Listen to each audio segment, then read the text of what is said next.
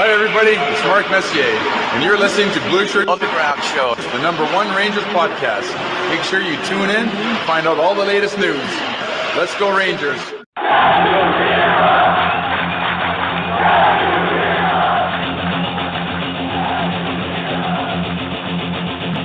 Blue Shirt Underground, motherfucker!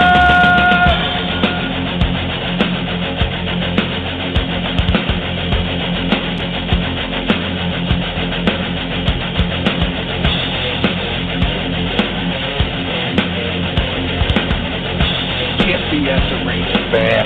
Can't BS a Ranger fan.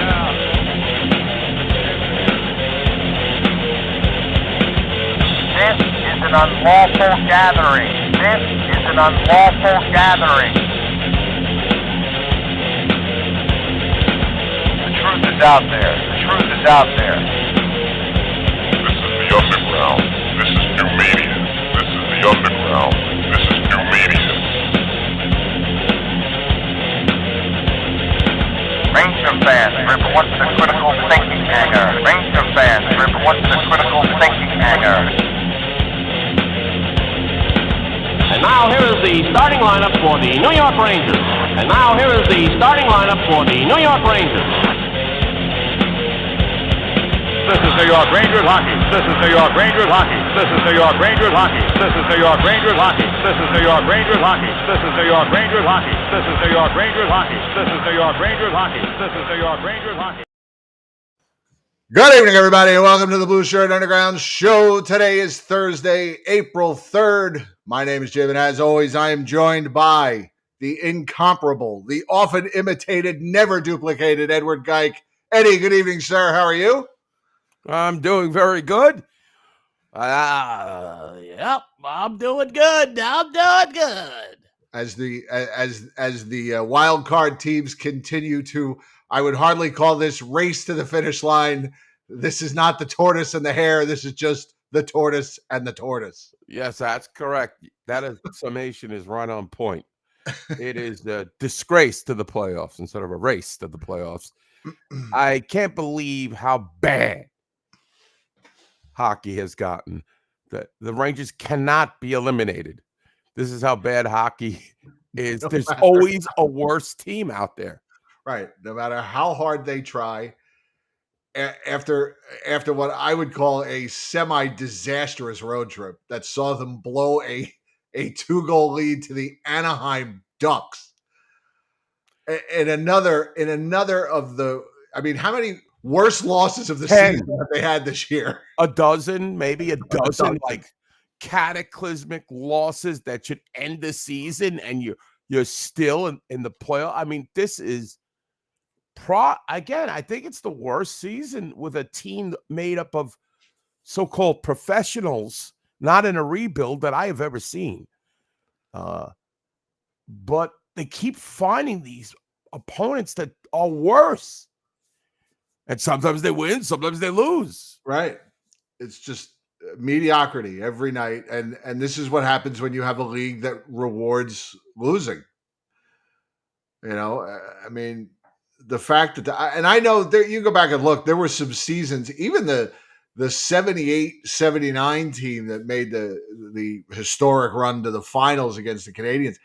Even that team only went like, I don't know what their final record was, but it wasn't very good in the regular season. It wasn't good. And, you know, if you, there's one of those games, maybe against the Islanders in the semifinal round, where Jim Gordon says to Bill Chadwick, "This is not the same team we saw 4 weeks ago, Bill." I mean, they really, you know, they were terrible. And their record, I think they lost like 35 games that year. But so, you know, but in terms of underachieving, I mean, really, I'll just repeat what I said a couple of weeks ago. Is it just all about the power play with this team? And, you know, is that where all the success was the last couple of years? Just a great power play and great goaltending. And without the power play, this team is just falling apart. I mean, what did Sam say last night? They're 1 for their last 20 or 40 on their power play. Terrible. Penalty kill is more threatening. I think they lead the league in shorthanded goals. I think they do, and they're now they're giving up shorthanded goals. They gave up. The team is bad. The team is bad. I know, the Rangers win. It was a nice, I guess, a nice win last night. It was exciting. The fans, all right, Rangers win in overtime. They're terrible in overtime too. That's another thing. And they managed to win.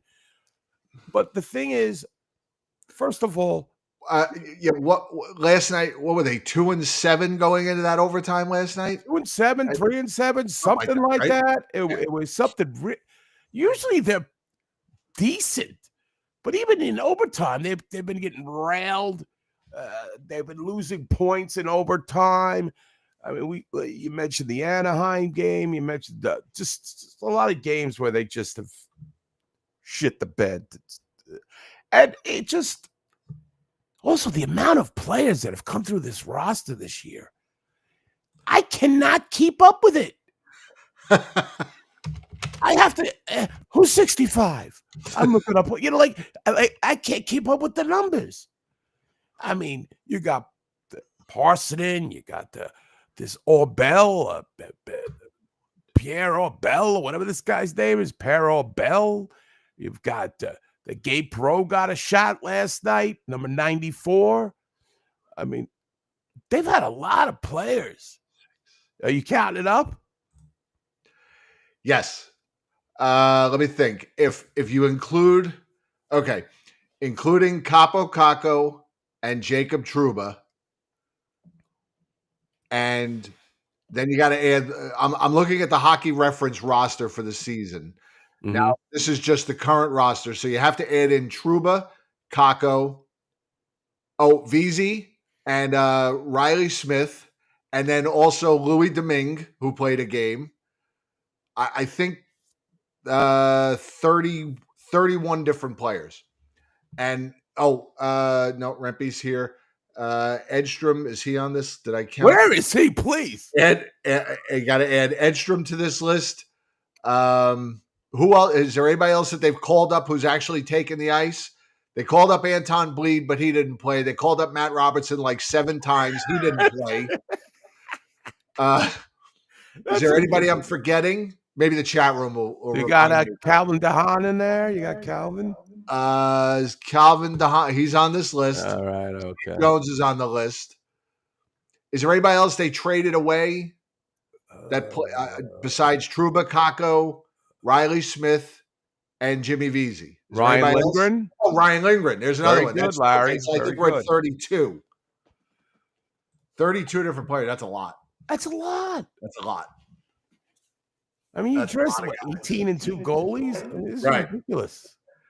That's 12 extra guys that they've dressed this year. I don't know what it looks like for the other teams, but I mean, yeah, Kaliev. Montreal just scored 1-0. Montreal 1-0 Habs. 1-0 Habs. At the end of the season, Victor Mancini. He played some games, didn't he? There's another one, Victor Mancini. Oh, Hedel. There. Okay, now we're up to 34. Thank you. I forgot about Hedel. Oh, that's by the way, his I don't know if you've heard, his career might be done. Yeah, I hope it is done for him. I mean, not because I have any ill will. I just think for his health, he should just call it quits. Yeah. And it, that's just a sad thing. True, guys. I can't keep up with all these guys. I can't even assess them. They're in the lineup. As soon as they're acquired, they're in the lineup. I don't know. It's like, so I feel like, and they're all really not. I thought Gabriel played pretty well last night. He had some shots on goal. But come on, there's no reason to bring this guy up. There's absolutely no reason for him to play. Why would you throw this guy into the mix with this crowd? Well, I mean, I don't have a problem with that. They got to get a look at him. First of all, if you're gonna sign him, if you're gonna burn the year of his ELC, and there seems to be some conflict. I've had people tell me that it doesn't burn the year of the ELC if he plays less than 10 games. But then Molly Walker said it does. I don't listen to her. Well, no, I read somewhere else that it does. I don't know whether it does or it doesn't. You might as well play him. Why? Why? Why not? Why would you poison this guy with that crowd? The great Dan Murphy has joined us. Great Dan Murphy. I haven't seen you in a while, Dan. He's not. He must not be working the Panthers game tonight. Does anybody know why this guy is? I mean, I know. They're going to look at him. Same reason. Hartford. Same thing. Same thing they did with Kreider. It's the same. That's the same thing. I don't know. Rock is saying it burns the ELC. Yeah, it's like I said. That's what I thought it was. I'm fine with it. If you're gonna, why burn it? And if you're gonna play him, whether he plays in Hartford or plays here, if it burns the year of his ELC, you might as well bring him up. Bring him up. The highly touted. Look, he's the savior. He's untouchable. Let me ask you this, Jim. He's untouchable. Do you think the New York Rangers are doing the right thing when they have constantly done the wrong thing? They have never, ever. I mean, they've done the right thing in 31 years, Eddie. Chris Kreider is the only guy that I can even think of forward-wise that they have actually developed. I mean, I'm fine with it. Might as well get a look at him. Got to get a look at him because there's going to be a lot of changes this summer. So you got to know what you have. Might as well see if he puts a little. If he make the changes. I mean, the guy who's going to decide whether he can play or not is not even going to be around. Well, we don't know if any. We don't look. Everybody's only talking. I don't like the fact that only Laviolette's job status is in question. I'm sorry. I don't see any reason why the GM should survive this, other than the fact that the owner's a boob. There is no good reason for the GM to survive this. Are we going to hang on to this guy for 20 years again, like we did with Sather? Is that what we're going to do? We're just going to let this guy hang around forever? He's terrible. Laviolette, I want fired for one reason and one reason only. That this guy still keeps putting Keandre Miller out there. I almost was thinking of a thing like where we get the whole Blue Shirt Underground, right? We go to like Sportsnet, their website. They do a recap of every game. Like I'll take game 1 through 5. And every goal that Keandre is on, I'm going to get a clip of his mistakes or giveaways. We're going to need a lot of people. Yeah, we're going to need a lot of people. We're going to need like 20 people to come up and just make a low light reel of just these are things that result in goals. There's plenty of his boobery that has led to near chances that he's been bailed out of. Last night was an all-time. I mean, I think you mentioned it in the thread. He was all over the place. Crazy night. I mean, talk about. He had a goal. He had 2 giveaways that both led to goals, and he drew 2 penalties in the third period. That one giveaway was so bad. I was like, I was so incredulous about how you could be that stupid. And I'm going to show my wife, look. I'm getting all excited telling Christina, look, watch what he does here. What? And she's like looking at me like I'm a maniac. I go, I have never seen this stupidity ever. M&M's are flying. M&M, peanut M&M's for flying. They come out of my mouth. I'm like, look. This guy is, again, part of me wants to give Laviolette a little credit, but for what? I don't know. He's being handed these players on a weekly basis. He's throwing the same idiots out there. And come on. You go to overtime, Keandre Miller should not be out on the fucking ice ever. Do they have video replay? Do they have a video guy? Speaking of video guys, I tried to post this. It didn't come out all that great on the website. I was looking at the fucking bullshit that's going on in the Rangers front office. Okay? Chris Drury, of course, is your vice president. Your senior vice president, player performance, and science leader is a guy named Quentin Dolan. Now, science! Yeah. Science! Science! He's like, what is he? A Thomas science Dolby. officer? A Thomas Spock? Dolby. Quentin Dolan? Who the fuck? I want to know this guy's credentials. Again, it's nepotism. It's frat house mentality. Head coach, ex-Ranger, Peter Laviolette, Phil Housley, Michael Pekka. All right, none of these guys played for the Rangers, but still probably, buddies with Drury or like, American-born or whatever, Team USA, whatever the shit, played softball with him. Director of Player Development, Jed Ortmeyer. Give it a fucking break. 2-time Stephen McDonald winner, Jed Ortmeyer. Jim, what kind of credentials does this guy bring that he gets that job? Nothing. He's a former Ranger. That's it. Assistant Director of Player Development, Tanner Glass. What? Two guys who can't play hockey are in charge of player development. It's an entire front office of third and fourth line players. Player development assistant. Marginal ones at that. Player development assistant. What is that anyway, that description? I don't know. He hangs out with them at the bar. Mark Stahl. Mark Stahl retired like 4 months ago, and he's already been assessed as he's great player development. Can we get some professionals in here that hockey and business operations? Adam Graves? What? I thought he was part of the alumni. Hockey and business. I don't even know what that is.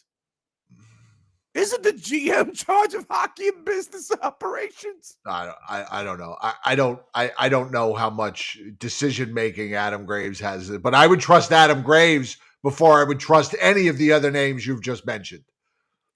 I would have Adam Graves in a lab coat with the goggles and a Bunsen burner as the guy in charge of science for the Rangers before I'd have Quentin Dolan. Then you got the amateur scouts, Jeff Bookaboom. Okay, you won a cup. Doesn't mean you get a job for life.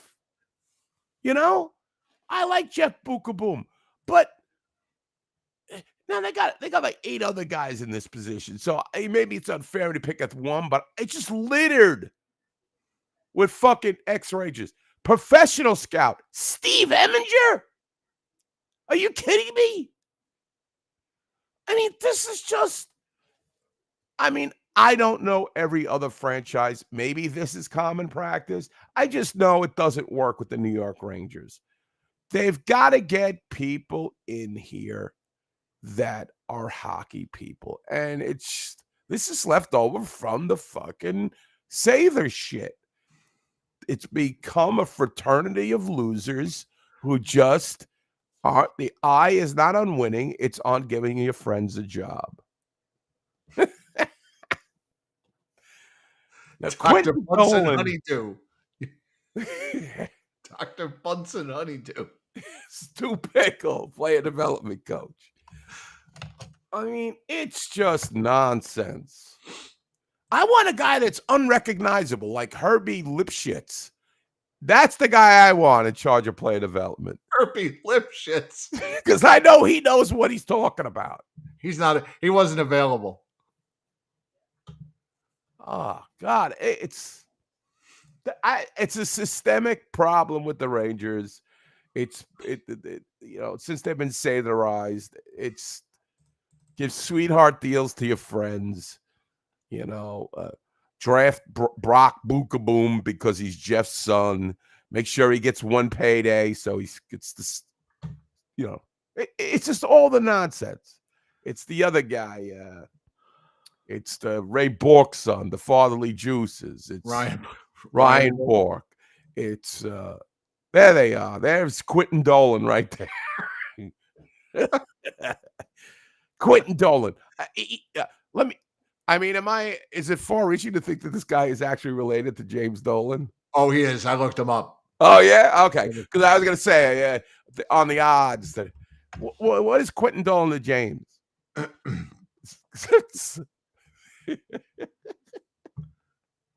I'm laughing at that picture. Quentin Dolan apparently has done some bodybuilding. It looks like. What? I don't know. I don't know. Science.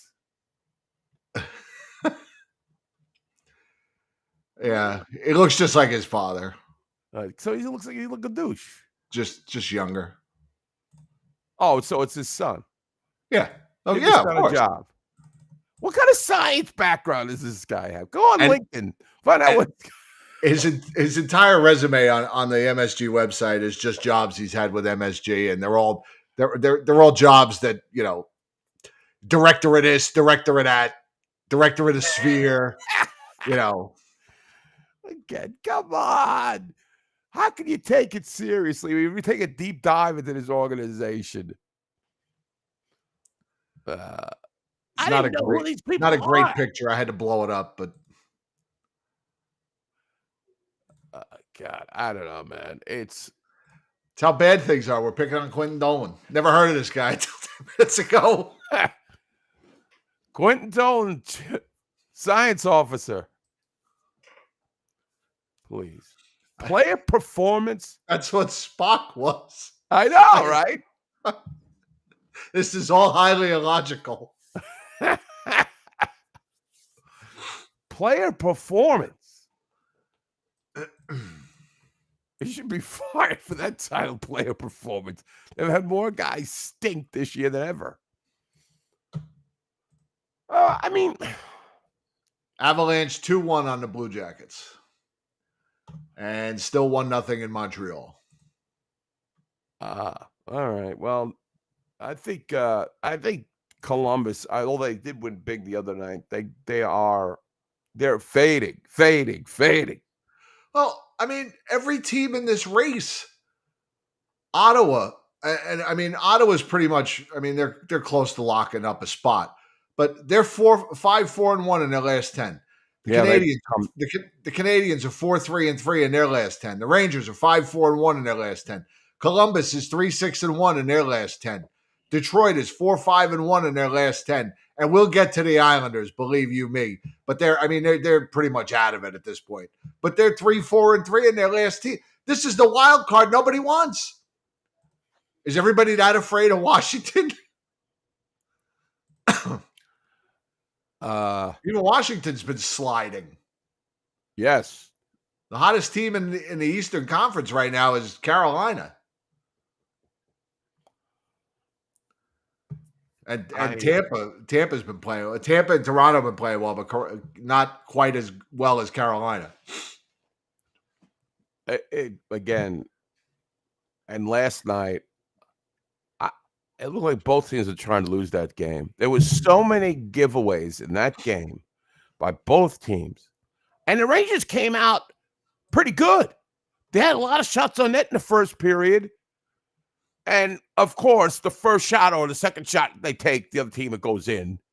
And the Rangers were down after massively outshooting them in the first period. The second period, it became more, there was a lot of pushback by Minnesota, but they would give it away. The Rangers would give it away. It was some of the worst hockey I've seen. The two teams combined for 35 giveaways. I mean, come on.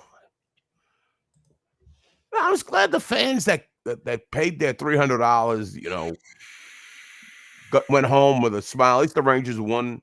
But the brand of hockey is so bad.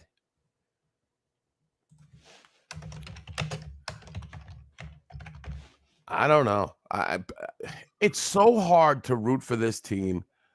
Even when they win, I'm like, can't they just lose and get it over with? Because I really don't. No one has endeared themselves to me this season, except, well, I think he was endeared himself to us last year. Let's give it up for the Stephen McDonald Award winner, Will Cooley. Well deserved. I like the speech that McDonald's son did there. He cursed, got bleeped out. Oh, Joe, heavens to Murgatroyd. Got bleeped out? Didn't get bleeped on the Gotham Sports app. It got bleeped out on replay that MSG Networks played. Oh, come on. All he said the word ass. I don't know. You know, it's Quentin Dolan's fault. Come on. He couldn't get past the science department. I don't know. Yeah, they bleeped it out. Because I was like, I keep forgetting that Will Cooley. You know, I think Sam Carrick could have gotten it as well. I think you think about players who showed up. What's going on over there? I'm just laughing because I have the Canadians game on the TV here, and I just glanced over, and they're halfway through the second period. It's still 1-0 Habs, and Montreal is out shooting Boston 12-0 in the second period. Does that sound familiar? Yeah. By the way, Jeremy Swayman is in goal for the Bruins tonight, and he has never lost to the Canadians in regulation. Get ready. There's your Sammy Whammy for tonight. Yeah. I was thinking of if you had to give like Stephen McDonald award winners or maybe a runner-up. I've already mentioned Sam Carrick. Anybody else come to mind, or would you have put Sam Carrick up there? As I said, full disclosure, I voted for Matt Rempe. Wow. I think Will Cooley was a fine. I had no problem with the Will Cooley choice, but if you're limited, if you're talking about guys who give everything they have every game, there were way too few nominees this year, way too few. And there have been years where we've said on this show, there wouldn't be a wrong choice. There was nobody I would say, I wouldn't have picked him. Not this year. This year. With the chat room is saying Rempe. They're agreeing with you. Yeah. Jonathan Quick. I would have been okay with Jonathan Quick. Ryan Callahan won it 4 times. I can't believe when I look back at this, and I'm sorry, honey, I can't believe Matthew Barnaby won this award. Sandy McCarthy won it twice. Adam Graves practically owns this award. He won it 5 times. Adam Edstrom. He's on sabbatical. I don't know what kind of. Did his head fall off and they're reattaching it? I mean, what's the update? What's going on with this guy? His head. He's got Yanni Erickson won it twice. He's shadowing Lemieux. Meanwhile, Lemieux's getting 6 points. Do you know the only co-winners of the award? I'm gonna go with Mark Hardy and Marcel Dion. I don't know. Beezer and Kissio. Oh wow. What do you have? Rock's updating. Adam Edstrom had knee surgery. What do you have? Joe Namath like knee surgery from the 70s? I mean, come on. What do you get? Papa John surgery? Lafreniere. What a ghost. What East? What happened to him? He's a fucking ghost. I don't know. I don't know what's happened to a lot of them. A lot of them just falling off a cliff. I think Pavlich had moved on by the time they started award. The first year they awarded this was 1988. That's how long they've been doing this. I think Pavlich was gone by then. I don't know. I thought Sam Carrick would get a little more love. I think Vinny Trocheck's been pretty good this year. I mean, number-wise, it's not as good as last year, but I feel like he shows up most nights. He won it last year, right? Yes.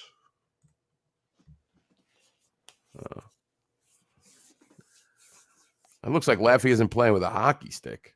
That's what it looks like. The guy's terrible. But I started off this whole little fucking, rant, I guess, with nobody has endeared themselves to me. The team, JT Miller has certainly come in and gotten the points, but I feel like it's not his. I feel like they have no identity. They're bad. And the man-on-man defense, this team does not have the mental IQ to play man-to-man defense. There's so many times they look lost out there. And, I mean, glorious opportunities. And how does the coach not see that? I don't know. I You see it. I see it. implemented it. And does Michael Pekka see it? Because he might be the first interview if the coach is fired. Well, Phil Housley's obviously. I don't understand. He's got to go. Who? He's got to go. Phil Housley. Thank you for your service. You can go with Laviolette. Assuming Laviolette is gone, which I think he is. But I still think it's got to start with the GM. The GM should be the first one showing the door. Well, you said it. That you said it before. That it all comes down to the coach. I mean, your record, says who you are. And you are what your record says you are. You are not a good hockey team. You're not acceptable. This is it's an unacceptable Ranger team. I'm sorry. I've refused to accept it. And they're not, it's not just that they're not only bad, they're fundamentally bad. And that falls to the coach too. They're fundamentally bad. I refuse to believe that we know there is some talent on this team. And I think that's not a lack of talent. Unless they're all, unless it's not high-priced talent, it's just high-priced. I think that's what gets them over when they play these really shit teams, and they do win. It's because, Quentin Dolan now calling me, Chief Science Officer. On the landline. He got a hold of Eddie's landline. Wow. That's got to be some. He looked up your Cablevision account and found your phone number. I know. I don't have Cablevision anymore. I am totally free of. But I do have the. I have the landline system. Yeah, they got you in the system.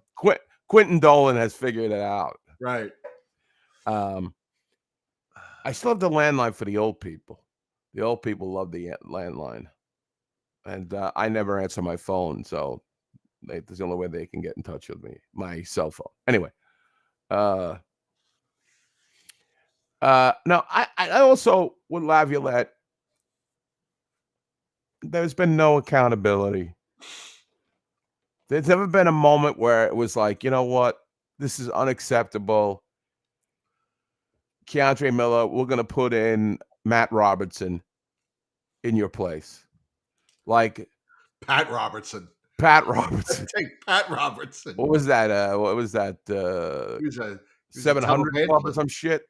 He was 700 club or one of those things. Yeah. Just not a hardworking team. So it's a team that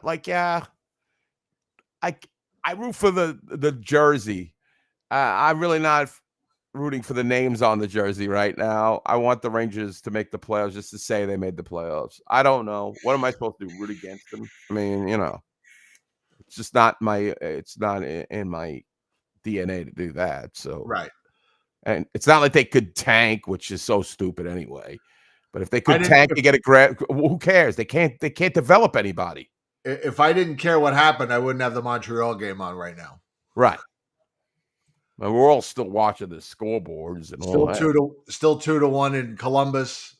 They're getting ready to go into the third period, and I still don't know if Boston has a shot on goal in this period, but it's still 1-0. And here come the Habs on another 2-on-1, 2-0. Oh no, 2-0. Bruins looking like the Rangers. So. It's hard to get the enthusiasms is not it's all-time low, I think, for me. I can't get invested with these guys. I just can't. Yeah, Joe Garcia makes a good point. This guy Susie. I mean, terrible. We had to have this guy. We had to have this guy because he's under contract next year. Oh, Will Borgen's partner in flexibility, Seattle, Joe. Joe. Yeah. Poor Sam. Poor Sam. Now, speaking of Sam, I don't want to shift gears too quickly, Yeah, but sure.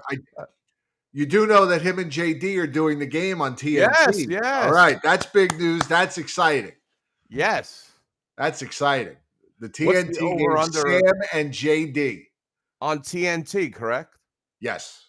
What is that? Wednesday, I think, against the Flyers. I think it's Wednesday, April 9th. Yes, on TNT.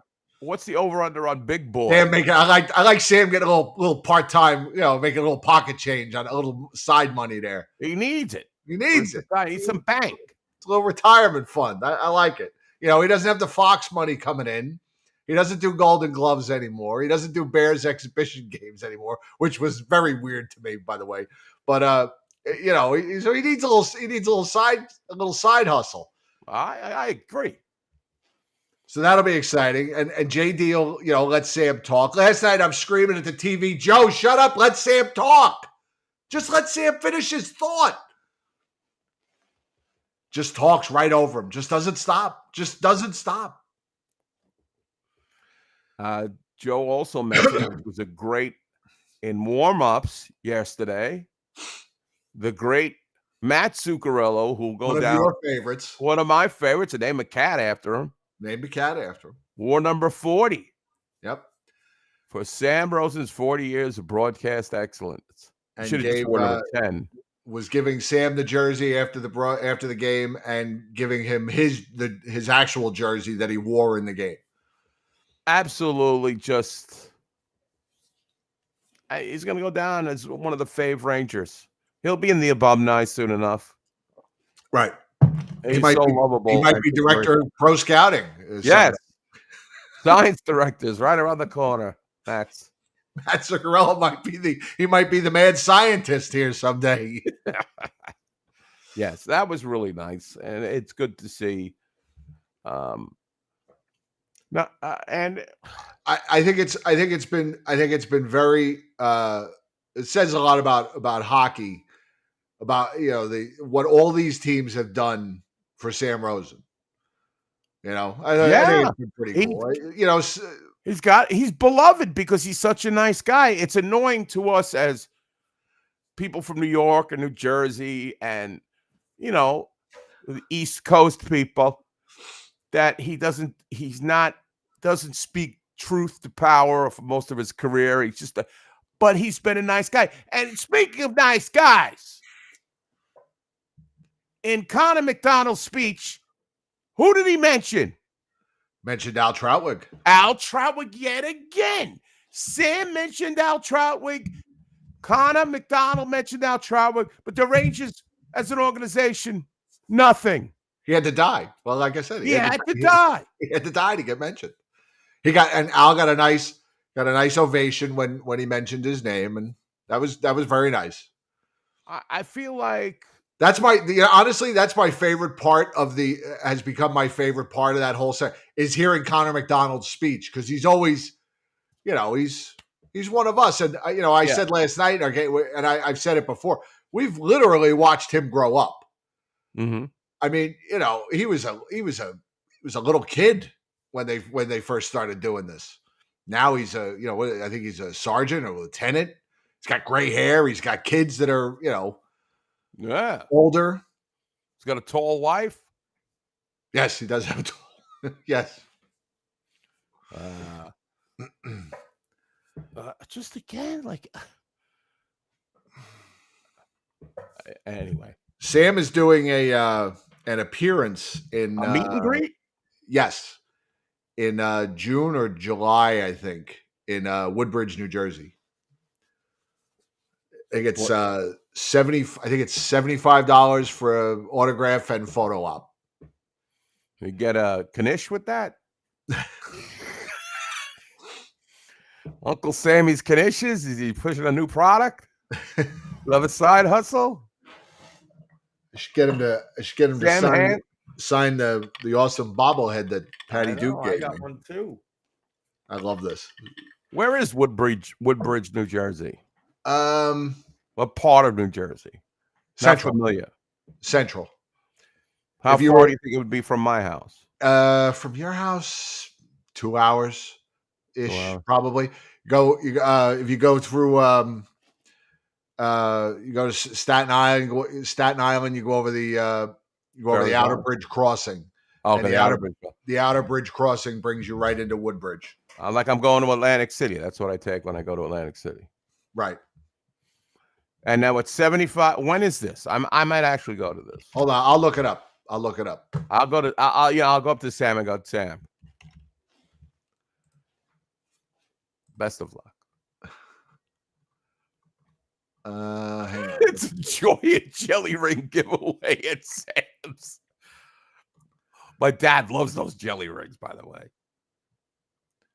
Mario Manningham is going to be there this Sunday if you're a Giants fan. They do a lot of Barely know who that guy is. Mario Manningham. You don't know who he is? I don't follow football. I don't follow the Giants. Al Leiter is going to be there. Oh, here it is. Hang on, I'll bring it up for you. Here it is. There he is. Sunday, June $79. 7. Oh, I said 75. I know. I can't go $4. 79 is 80.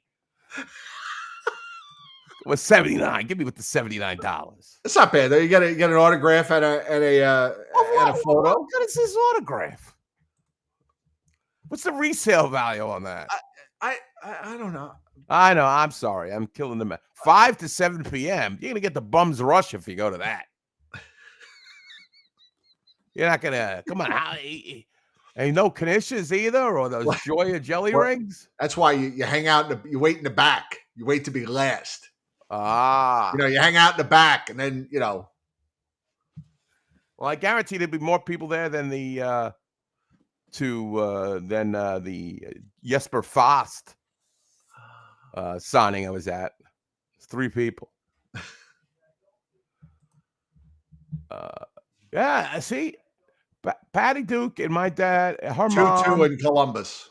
Cayumbo has tied it. Yeah, my dad loves those jelly rings. They're kosher, right, or something? I think so. Why is that a big deal that they're kosher? Well, Like because candy, I mean, if you're kosher for Passover, you can only eat kosher food. It's that's been blessed. I blessed by the understand, right? but I don't understand. Like, why isn't Hershey's kosher? Like, Maybe it is. I don't feel know. odd that it's like a kosher chocolate. I don't know. It's weird because they have that. Maybe it is kosher. I don't know. What do they call that? The Hebraic writing there on the side of it too. I think on the box. Well, it's usually got a little logo on it, doesn't it? Oh, yeah, that says that it's kosher. Yeah. Well, they're delicious. Right. We've now gone off into Candy Land. Candy Ass Land. Oh, Jackie Lamba. Where's Jackie Lamba? Is she dating Quentin Dolan? How'd we get to Jackie Lamba? I don't know. I'm all over the place. Wow. Apparently, Michael Lakem says that Milton Hershey was a famous anti-Semite. See how it's been brought all around? They don't mention that in the tour at Hershey. Yeah. They don't mention it at Disney either. They don't have a special. Yeah, they don't have a special section of Hershey Park over there for that. All right, I'll get back on the track with the New York Rangers. I find it odd, and I agree that Kaiser Sose there, who is slow as shit, is not looked good. Is what? I had to think for a minute where he went with the usual suspect guy. I had to think for a minute. That he's playing over Zach Jones, who looked pretty good when he was in the lineup. Can we agree on that? Yeah, he's too good. He's too good. We're like in bizarro world with these decisions, and yet they are where they are. And Rock wants to call in. Brock, yeah. I mean, it's up to Jim, but he's the captain of the ship. Captain. And call in, talk about jelly rolls, Knish night with Sam Rosen. Oh, okay. The kosher symbol is the letter you're inside. I understand. Why are we talking about it? The Rangers aren't kosher. That's what's going on. Yeah, and when it comes to the playoffs, they're probably going to get passed over. How's that? Very good. Thank you. So, I don't know. Parvey. Is it Parvey or Parv? That guy probably went up on the Rangers roster too. Parvey. So anyway, I don't know. We have the Sam Rosen, we have this Matt Zuccarello, we have the Keandre shit show. Gabe Perreault we've discussed. I don't know what else are we going to talk about? The upcoming games? Are we going to talk about? Do you really want the Rangers to win? I mean, this end of the season. Well, let me ask you this. I'm gonna put it to Spitball. you. Put it to you straight. There are 7 games left in the season. Are the Rangers making the playoffs? No. What does the chat room say? I don't want them to make it. You just said you did want them to make it. I'm torn. From minute to minute. It's going to be an embarrassment. What if it's not? What if they got in and just Cinderella run? What if Gabe Perreault into my dreams now? What if Gabe Perreault is the key? He's the Bobby. What if he's the Bobby Sheehan? There's a name for you. Yeah. Most of the chat room says no. Mike Lakem says they'll do it just to spite us. I don't know, Jim. I don't think they're going to make it, so I won't have to be tortured by it. Let me ask you. We'll go to fantasy land a little bit more.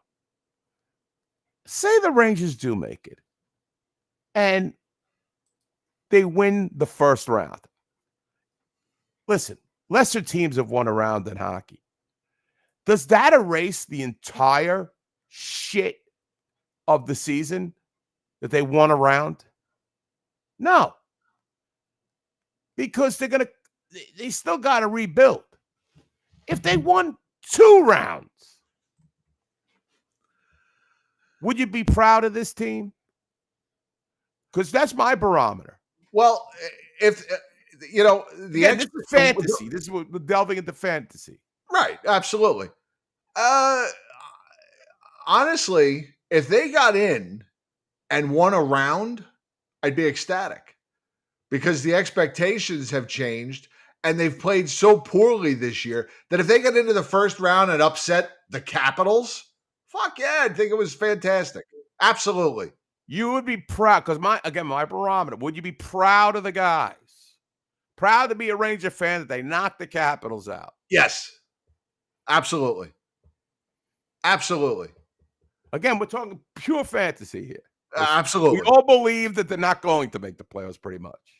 No, I think they're making it. Oh, you do? I do. Just to spite us? To spite us? I mean, that's what do I always say? What do I always say? They're going to prolong the misery they're going to do it. They're going to twist and twist and twist.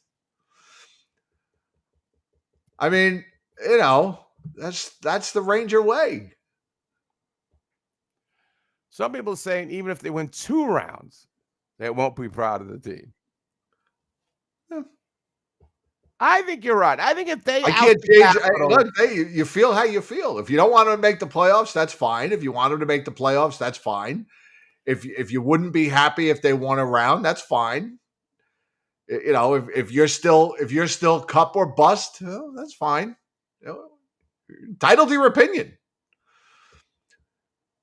But to me, if they got in and knocked out the Caps in the first round, absolutely, fucking love it. I can't stand the Capitals. Can't stand them.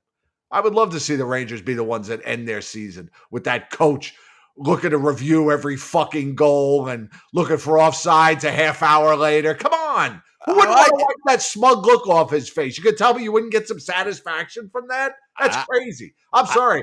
I do believe everybody's entitled to your opinion, but if you don't agree with me on that, that's crazy. Who wouldn't want to wipe that smug look off his face? Guy thinks he's fucking Scotty Bowman back there. Oh, what a job he's done, Joe. Oh. They love him. Rangers interviewed him. Nah. Go with the ex-Ranger. Right. The storied career. There he is. There he is. Boys, What's up, Rock? long time no speak. How you been? Yeah, man. How you doing? Good. I'm sorry. You know what? A lot of times when you do these shows, I'm trying to put these kids to bed, and then by the time they're sleeping, I know you and Sean are doing shows from your car at like 4 o'clock in the morning. Honestly, we're doing shows naps. 9:30 at night, 10 o'clock. I mean, there's some nights where we start falling off a cliff very quick. Wow. So it's been rough. Not any more rough than this season, though. I mean, we've all been Ranger fans for close to 40 years. Rock's got a shirt on, it says wild card on it. Yeah, I You know. know which way he. No, it's definitely not the way I'm leaning. I'm trying to do reverse psychology, I guess. 3-2 Blue Jackets. This is the worst Rangers season I have ever seen. I've never witnessed a season where and this is my feel. I don't want them to make the playoffs. They quit on us, guys. They quit on us when they were 4-15, and they quit on the city. They quit on the fan base. They quit on the coach. They quit on the GM. They quit on everybody. You sit back and you think about it. In 15 losses, if they would have went to overtime 4 times or 3 times, they'd be in a playoff spot. I mean, they couldn't even get to overtime. I mean, they were losing to Chicago, to Nashville. It was some of the worst hockey I have ever seen, and we've lived through, the 7 years of the bad years when they were bad with Holik and Kasparaitis and those teams. Yeah, but those teams never quit. Well, they lost. I mean, they lost 4 games to teams that were in last place when they lost to them. Right, so, right. I mean, just absolute no-shows. Just crying because my friend got traded. I mean, we're men. I mean, these are supposed to be professional athletes, and they acted like, well, you traded my buddy, so guess what? I'm not going to play anymore. I give up. I'm going to take my ball and go home. I mean, that's essentially what this team did. How can I possibly root for a team that quit on us? This has been very difficult for me. This has been a very, very hard season for me to be a fan because I look at this team and I'm like, they bailed on us. I went to the game last night and I'm sitting there and I couldn't get rid of my tickets, to be fair. That's for the first point. But the second point of it was, I mean, I sat there and I actually could enjoy the game because I didn't care if they won or lost. I had no nerves. I wasn't nervous. I sat there with a smile and there was no nail biting and there was no sweating. I just could sit there and be like, no, well, I mean, at this point, most of the emotions gone out of these games. I don't even get mad at them anymore. I mean, not for the most part. I'm mostly apathetic. I was glad they won. Yeah. It wasn't. I mean, I didn't think it was a particularly good game. There were so many mistakes on both sides of the ice, and they're so sloppy that every mistake winds up in the back of their net. And it's just been that entire season.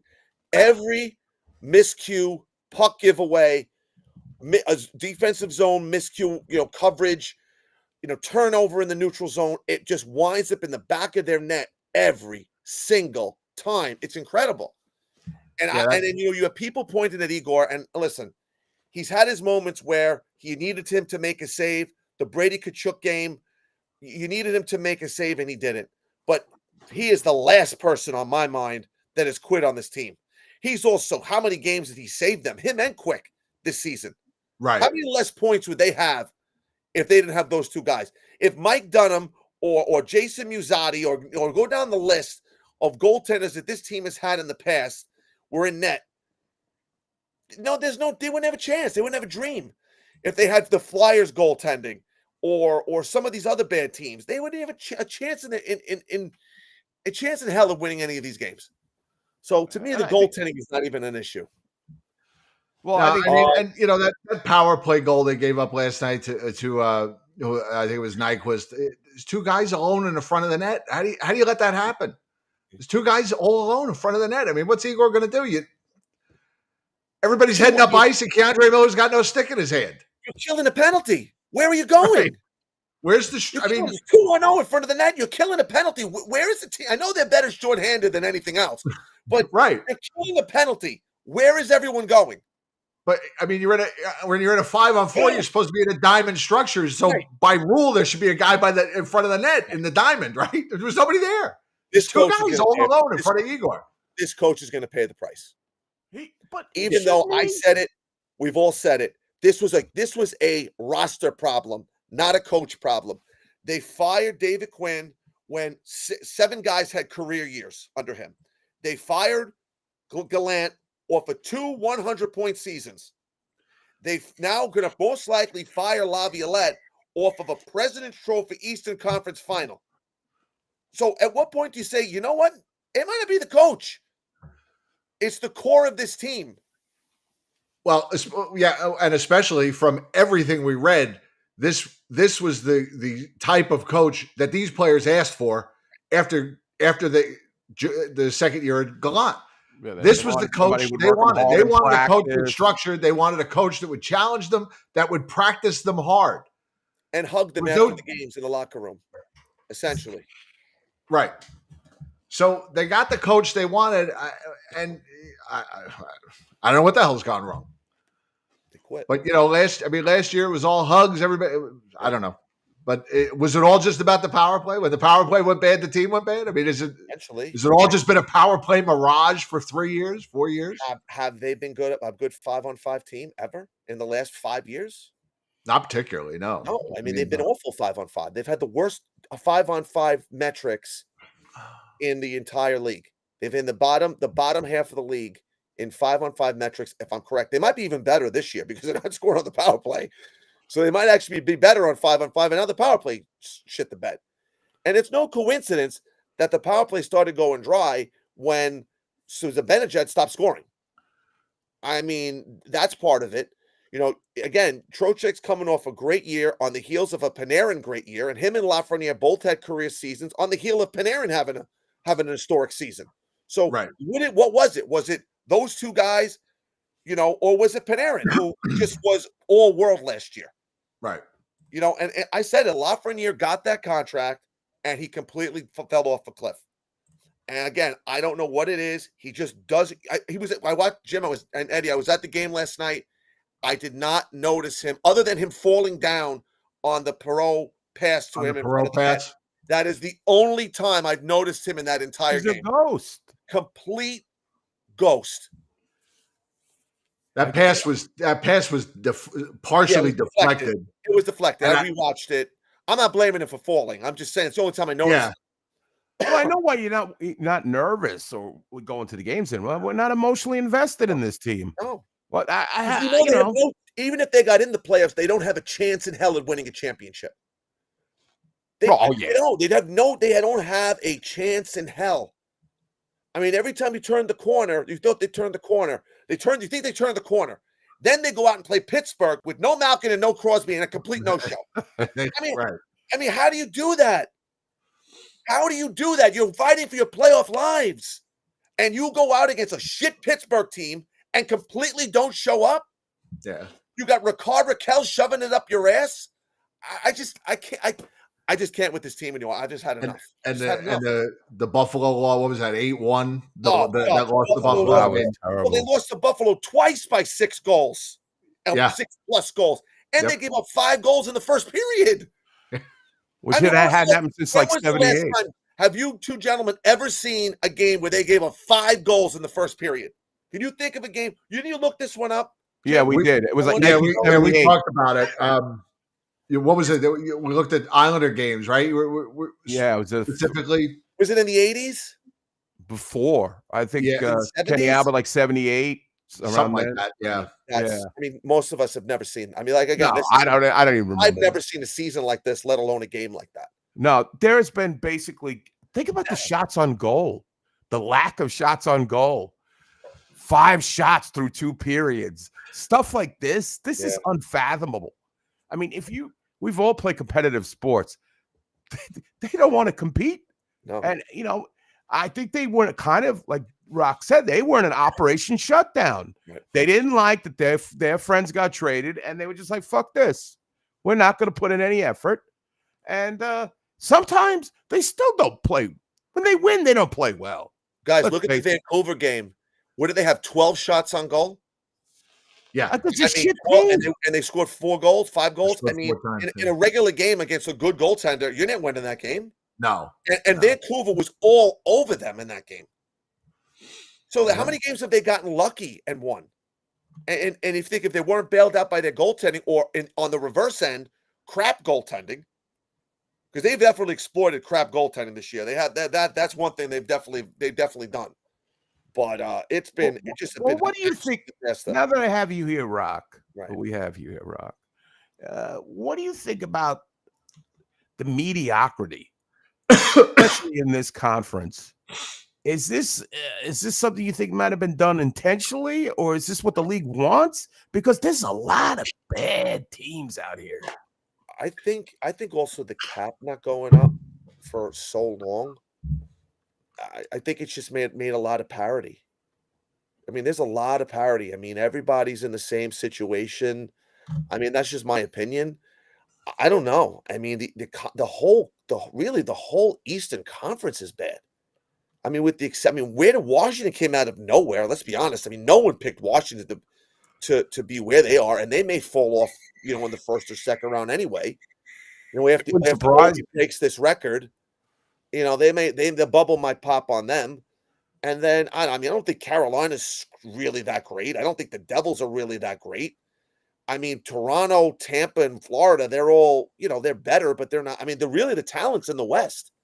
And I'll tell you, after those teams kick the crap out of each other between Dallas and the Avalanche and Vegas and I'm missing Winnipeg. Winnipeg, thank you. Those teams are going to kick Edmonton. They're going to kick the crap out of each other, those teams. And they might not have anything left come the Stanley Cup Finals. So the winner might come out of the East anyway, because those series are going to be long.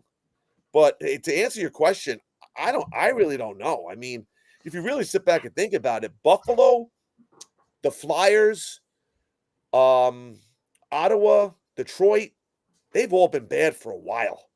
I mean, they've been bad I think this is going to be a record for the Flyers. What, 5 years without making the playoffs? Yeah. I mean, they've been awful bad for a while. So I don't really know. I mean, that's a great question. To me, it's just because I feel like the Rangers deserve a worse fate than they are. They like you said, this is the worst team they've fielded since I've been around. There's just a lot of bad teams in the East. A lot of teams with a lot of injuries. I mean, the Islanders were decimated by injury this year. I don't know. It just doesn't make any sense to me. Speaking of which, Anthony Duclair, the Duke. What is going on? Wow, people, Ranger fans. Well, I love Patrick Waugh. He's holding. Well, he got his first long-term contract of his career. Of course, he decided to mail it in. I don't know. I don't know what's going on with him. Lou Lamoriello. And he wanted to come play for the Islanders because he wanted to play for Patrick Waugh because he played for Patrick Waugh in juniors, I think. Yeah. So what specifically? I saw the headline. What specifically did Patrick Waugh say to Anthony Duclair? Said he was awful, and there was something else. I forget the exact quote now. I just saw he was taking a leave of absence. He was scratched in another game that I had watched. Was it against the Rangers? He was scratched. I don't know why. He usually does pretty well against. I know he does. That's him and Pajot. I mean, they love collecting all the guys that kill us nowadays. It's incredible. If they kill us, that's the guy they want. They got D'Angelo now. Waugh said he was god awful. That's what it was. Wow. God. That's You know a what? ringing indictment. I love coaches that don't sugarcoat, that don't kiss these players' asses. I know. And and Wah has a resume. I mean, he's a Stanley Cup champion. He's a Hall of Famer. What could these guys possibly say to him? You don't know what you're doing? You don't know how to win? I mean, what could they say to the guy? I mean, they could say, "Oh, hey, well, you don't know how to coach." But I find it, and now he took a leave of absence for what? Well, we're suspecting that there's some kind of. He talked to. I think. Well, I think he talked to Wah this morning, and they just they. I think it was. I think that's a. What's the word I'm looking for? A politically correct way to put it. Or did they're That partying? he's taking a leave of absence. I'm thinking something else, like he may be on cocaine or something. You always think that. I always think there's always some kind of drug thing. Well, you always assume a guy's got a coke problem. He has had a rough season. He was hurt. They thought he was going to be out for the year. I just think it's just a mental thing. Everyone has mental breakdowns now, and Sabinajad supposedly had a panic attack at the beginning of the season. But when did all this stuff start? I'm getting panic attacks from watching this fucking team. Awful. It is God. And I mean, they're going to have to move on from Kreider, which is going to break my heart because that's my guy. But it's time. I mean, it's really time to move on from really everybody. And I just don't know where you go from here. No, I don't that's the scary part. Is where do you go? And Jim, I agree with you 100%. How many coaches is Drury going to get to hire and fire? This should be his last. I mean, this is going to be his third coach he's fired because he fired Quinn. I mean, you look at other teams. Florida. I don't know. Maybe Florida's not the best example. I don't know. I just don't think. I don't think you give the guy a third shot at hiring a coach. I mean, this isn't. He's not Pope. This isn't for life. This GM job. And I think it's going to be awfully funny if Montreal does make the playoffs and the Rangers don't, with Jeff Gordon running things in Montreal. Well, Jeff Gordon was not a Dolan. He wasn't a Dolan guy. Because I remember an interview he did, and I forgot what show. What is a Dolan guy? Isaiah Thomas, apparently, right? Quentin. Yeah. Quentin Dolan. Yeah. Come on. He's a bodybuilder. I mean, I got nothing against that, but why are you the first science officer of the fucking Rangers? Yeah. Come on. I don't know. For me, we don't deserve this. We don't deserve this. By the way, it was a year ago today that the Rangers and Devils had all the brawls at the beginning of the game, and the Rangers wound up playing the entire game with 4 defensemen. That was a year ago tonight. Wow. Was that when Matt Rempe was the only guy didn't get thrown out, and he's the one that started the whole fight, or his fight was the one that started everything? Well, it was retribution from the Bastion hit, wasn't it? And they had the line brawls at the beginning. Keandre Miller wound up getting thrown out of the game. VC got thrown out, I think. They played the whole game with 4. The Rangers played the whole game with 4 defensemen, and they won. They won either 4-3 or 5-4. Yeah.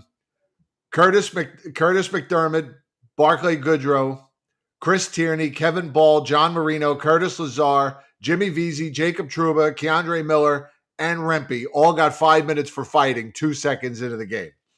And then Rempe got a misconduct, McDermott got a misconduct, Trouba got a misconduct, Miller got a misconduct, Chris Tierney got a misconduct. And then 4 minutes later, Will Cooley had a fight with, I think, Brendan Smith, and Brendan Smith wound up getting thrown out of that game too. Wow. Yeah, that was I forget the total penalty minutes. Oh, I don't have them here in my memories, but I'll tell you, the Rangers had to play that game with just Schneider, Fox, Lindgren, and Eric Gustafsson. They were the 4 defensemen for the whole game. And obviously they were short a couple of forwards. I mean, how many times last year, and on a side note, have the Devil Ranger games become more intense than the Ranger Islander games? Like, did you ever think that would ever happen? Like, the Ranger Devil rivalry has, I think, eclipsed the Ranger Islander rivalry in a lot of ways. The games. I'm not talking about the fan bases. I'm talking about the actual games.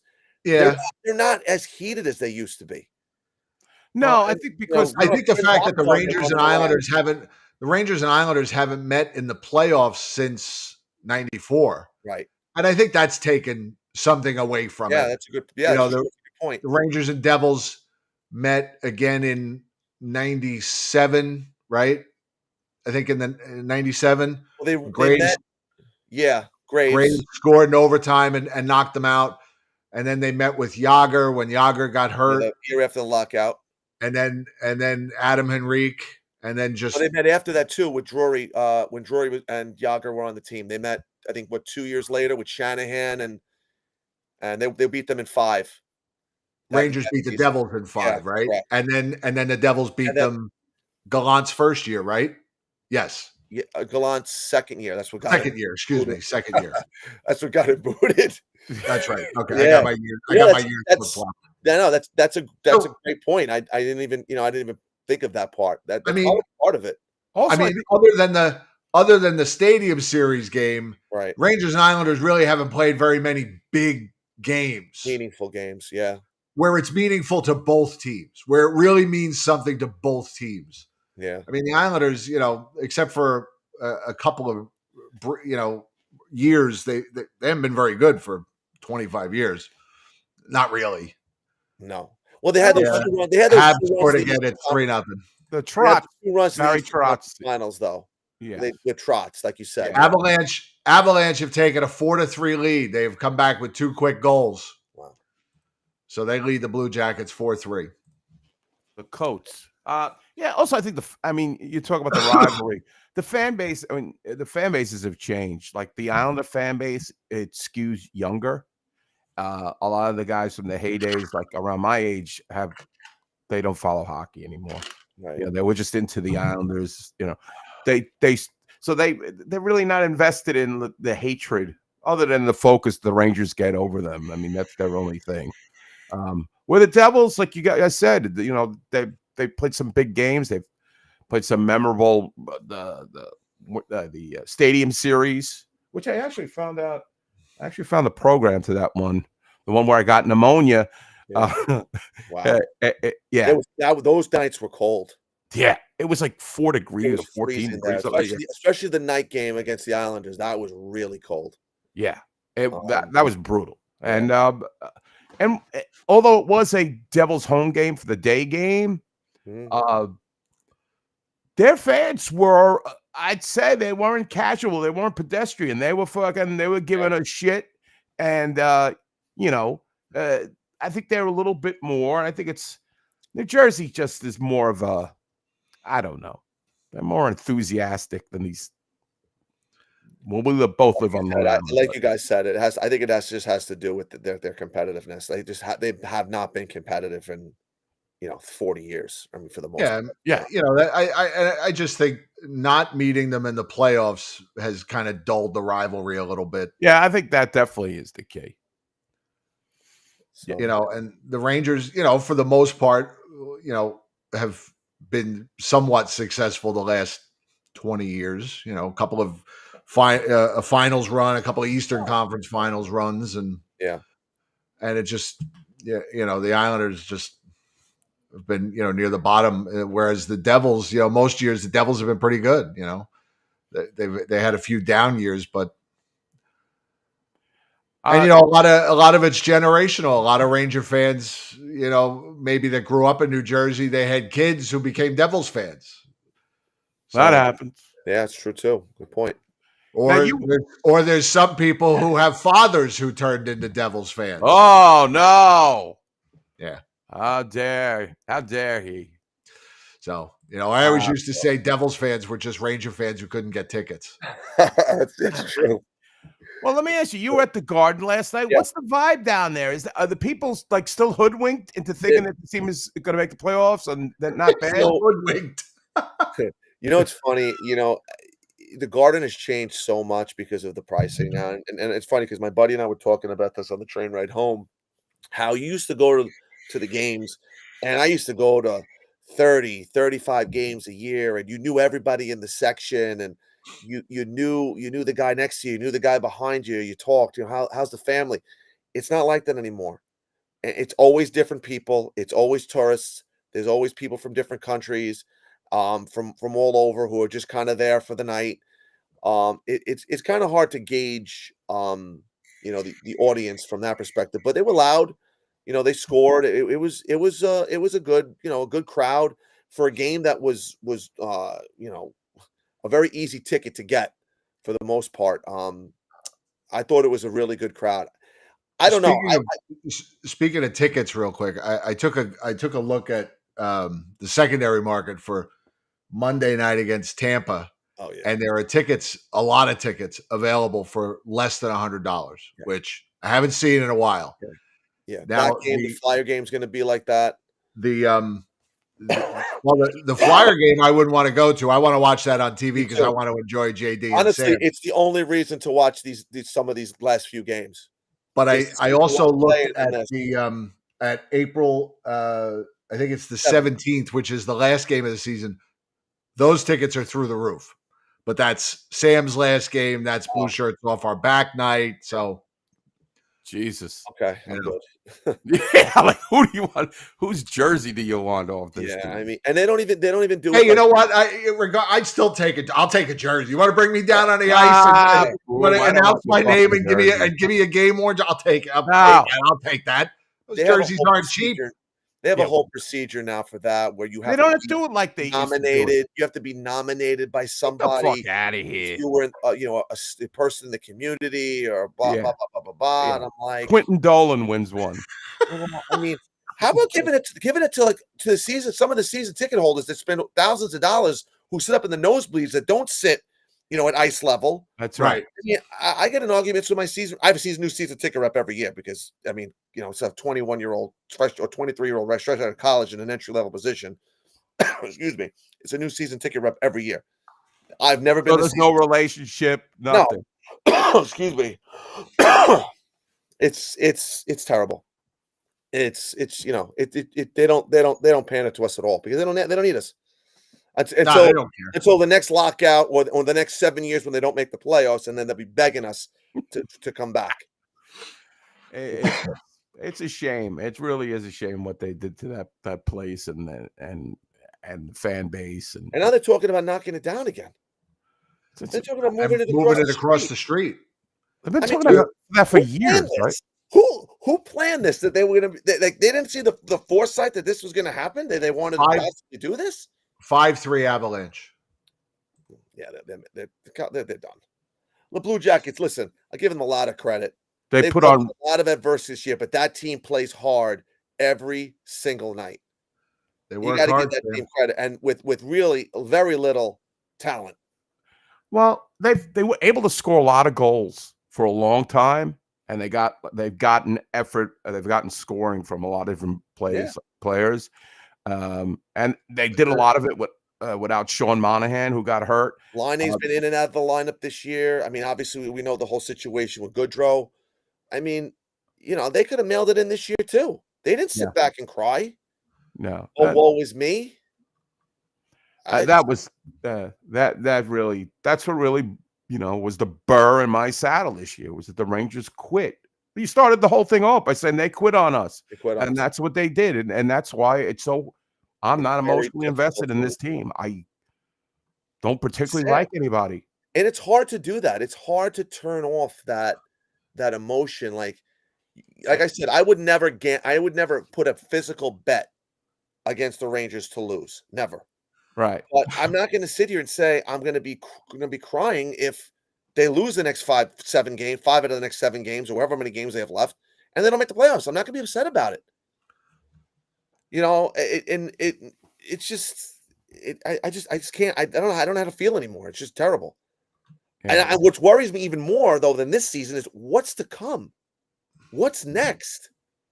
I mean, they've locked up 5 out of their 7 defensemen assigned for next season, and they're still awful defensively. I mean, you had a rush to. I mean, Vakanainen's played well. I'm not going to crap all over him. But what was the hurry? Were people banging on this? People going to be banging on this guy's door in July? This guy who we never heard of before. Please. Well, I mean, Vakanainen, I didn't go crazy about that. I get what you're saying, but it was 2 years and really not a big deal in money. The Will Borgen thing, and this is nothing against Will Borgen, but again, and I said this numerous times, nobody'd heard of Will Borgen, and all of a sudden this guy plays 15 games as a Ranger. We got to have him for 5 years. They got to lock this guy up for 5 years. I mean, I think I don't disagree with you, and I think, and I said it on our show, I think it was to justify the Kako trade. Right. I think it was just to say, look, we got a defenseman that we're going to have for 5 years. We found a foundation of our defense out of this trade. I really think that in their heads, they had to justify it to them, maybe try to convince themselves. Yeah, that they screwed up. They screwed up with Kako, and they've screwed up with Lafreniere, and they've screwed up with Miller, and I mean, it just goes on and on and on. They've held on to guys for too long. Their talent evaluation is awful. They hold on to players and hold on and hold on and hold on. What are you holding them for? I mean, let me ask you a question. A couple of years ago, and maybe this is a bad example, but they couldn't find a package surrounding whether it was part with Lafreniere or Kako or someone to get Brady Tkachuk Matt Tkachuk out of Calgary. I mean, you can't hold on to everybody. You saw all the winger depth you already had. Where were these guys playing? I just don't understand. The talent evaluation is awful, and it's just one prospect after another. Yeah, and again, Drury dropped the ball by not getting Jake Gensel at the trade deadline. If it came down to I want Brandon Hoffman, the guy has 1 point in 7 games. But he works hard, Joe. To me, this still goes back to Elias Anderson and Kravtsov. I remember watching the draft, and the Rangers had, since we were in this rebuild, they had these high picks, and so we were more invested in the prospects and paying attention to all these guys. And I remember watching that draft, and Eddie and I had talked to Russ and probably Steve Corianos, and we reviewed these prospects and talked about guys. And I remember watching that draft, and I had never heard the name Vitaly Kravtsov, and it was like the pick before the Rangers. And they're talking about the Rangers, and somebody on a broadcast, oh, I hear the Rangers like Vitaly Kravtsov. And I'm going, who the hell is this now? Never heard of this guy. And then that's who they picked. Bob McKenzie said it. I watched that draft. I remember that. Well, okay, so okay, you're probably it probably was Bob McKenzie, and that name just came out of nowhere, and then that's who they pick. And for then there was guys in the room. There was all this bullshit that went on with him. With the Instagram account where he takes down all his pictures of the Rangers and all this other shit. And he's going to the KHL and he doesn't want to come back. And by the way, he's lighting up the KHL. Not that means anything. I'm just saying. It's just, year after year with these guys, we're trading up. We got to have Keandre Miller. I want to ask Russ Cohen the next time I talk to him. I was actually taking a text to him. I just want to know, was there like a lot of, I want to know if there was buzz about Keandre Miller before the Rangers drafted him. No, there wasn't. There wasn't that much. As a matter of fact, he had struggled in college for a little bit. I remember, when he played with Michigan, right? I think, and he had struggled. He was a converted forward, as we all know. Right. Forward to the fence. But they had to move up. They had to move up to get him. We can't let this guy get away. Right. And I have never seen, and I'll go to my grave saying it, a worse defenseman that has ever suited up for the Rangers that plays the amount of time he does. And I would love to get inside the Ranger brain trust and find out how this guy continually plays. He's out there, the first guy in overtime. He's a turnover machine. Who's making this decision? Laviolette should be fired on that alone. Is he getting a directive from Drury that he has to play? Because on merit, that guy is an abomination on the ice. He's terrible. He's the worst. I can't say anything positive about the guy. He's cost him a lot of goals. In fact, he cost him that game in Ottawa too with that awful pass. I mean, it's really incredible. How far off a cliff he's fallen. The problem now is you're chasing it now. You know, you're chasing it to try to get this guy back to somewhat of where No. he was 2 years ago, so you could probably trade him. You know, No. his assets Trade him all diminished. now. All diminished. Every guy, there is not one guy on this team right now Whose value's assets gone up. who has any value. I mean, any significant value. I mean, all you're going to wind up doing is trading a problem for a problem. You know, Now, that's I don't I just want to awfully in the chat room says they didn't screw up with Igor. No, but you know what? Two things about Igor, and they did screw up his last name because his last name was Shestyorkin when they drafted him, so they changed his name. But that's besides the point. But you know what? They drafted Shestyorkin in 2014. They let him go play in the KHL for 5 years and left him alone until they brought him over here. They left him alone. That's why they didn't screw him up. Also, he was also a 5th round pick, I believe, or 4th round Right. pick. So they don't mess around with those later round guys. Hank was a late round pick. Jesper Foss was a late round pick. They don't mess around with those late round guys. They don't care. They're not important. And look at the guys. They fuck up every time. And look at the guys who have been the most that they've had the best career trajectory with. Edstrom, 6th round pick. Rempe, 7th round pick. Go back to Jesper Foss. He was a 6th round pick. Cole Hagelin Igor, 5th round pick. Late round pick. Who? I'm sorry. Who? Paul Hagelin. Oh, Hagelin. Yeah, he was a later round pick. Yeah, wasn't even Buchnevich like 3rd round? Third round. Duclair was a 3rd round pick. I'm missing guys, but I mean, they've had better success because they leave those guys alone. They let Buchnevich alone for the most part. I mean, he came over. He was, I think, 20 or 21 when he came over. They didn't rush him over here at 18 years old. Right. I don't know. They've just botched up all of these guys, and when it's everyone, you start to say to yourself, this is an organizational problem. Oh yeah, especially with the forwards.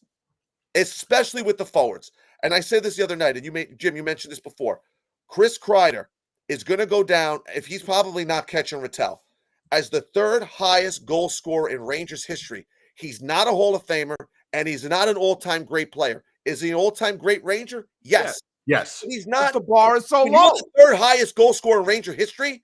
You think that, you know what, maybe this guy's a Hall of Famer. He's not. He's the greatest forward the Rangers have ever drafted. And think about it, even his power play, the all-time power play goal leader, Camille Henry. Yeah. Camille Henry is a nothing. He's a blip. And it is on a blip in the NHL history. Yeah. The bar is so low for the Rangers. It is. It's just so low. It's like bad. Said, there are guys still chasing Bill Cook's in the record book. 100 years. Yeah. They're still chasing. Some of his records, the Rangers are still chasing. I think a hat trick record they're still chasing. But I'm just saying, I think, and then Bill Cook, you got fan base that would. Steve Vickers was on. Oh, you like this one. Steve Vickers pops up on the. He was at the game last night. Yeah, he was. It was like you could hear pin drop. Steve Vickers, and I get up and I start clapping. He's my dad's favorite player. He has a Fudge. No, they don't even know who he is. I posted that picture in the post-game recap last night. I said, "Who knows who this is?" And of course, our people knew. Yeah, of course, our people knew. The fans that were there had no idea who Steve Vickers was. No idea. The history is completely lost on this fan base. It's because they haven't been good. Yeah, if they were the Yankees, everybody would know who these guys were. But they're and hockey again is But you would think the fans would know who Steve Vickers is, But at this point, they could put Jean Rattel up there, or nobody would know. And listen, at Brad Parker, he should have his number retired. But honestly, it's not a money maker for the Garden, because I was there for Howell and Bathgate night. It was half full for the ceremony. Wow, yeah. It was terrible. It was embarrassing. You got two storied guys not two Hall of Famers, no less. Right.